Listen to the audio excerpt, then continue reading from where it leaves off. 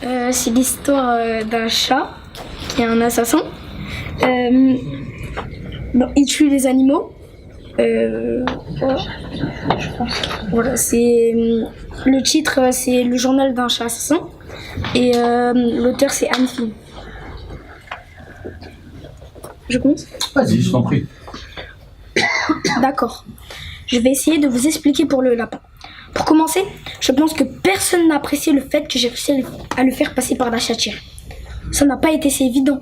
Je peux vous le dire, cela m'a pris presque 1 heure pour faire passer ce lapin par ce trou. Ce lapin était énorme. Il ressemblait plus à un cochon qu'un lapin, si vous voulez mon avis.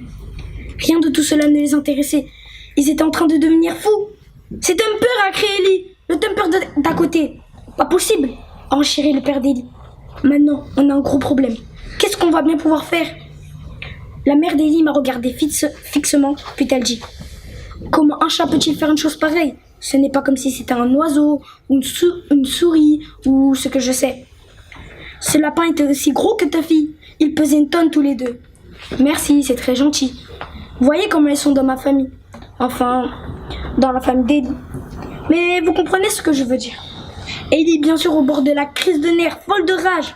C'est affreux, affreux. Je ne peux pas voir que ta fille ait fait une chose pareille. Thumper habite à côté depuis des années et des années. Évidemment, Thumper était un ami, je le connaissais bien. Elle s'est tournée vers moi. Ta fille, ça ne peut plus durer. Ce pauvre petit lapin. Regarde-le. Et Thumper était plutôt en désordre. Je le reconnais.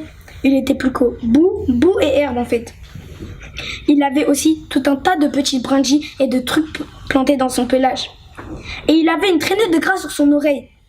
Mais personne après avoir été traîné à travers un jardin, une haie, un autre jardin et pour finir dans une chatière fraîchement huilée n'a l'air 631.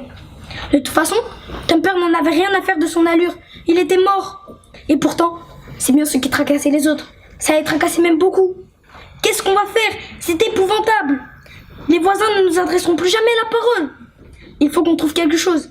Et ils ont trouvé. Je dois dire que leur plan était parfait à tout point de vue. D'abord, le père d'Ellie a repris le seau, qu'il a rempli d'eau savonneuse. Il m'a lancé un de ces petits coups d'œil pour que je me sente coupable de les faire plonger les mains 2 fois dans la même semaine. Je me suis contentée de le gratifier de mon regard. Je ne suis pas du tout impressionnée.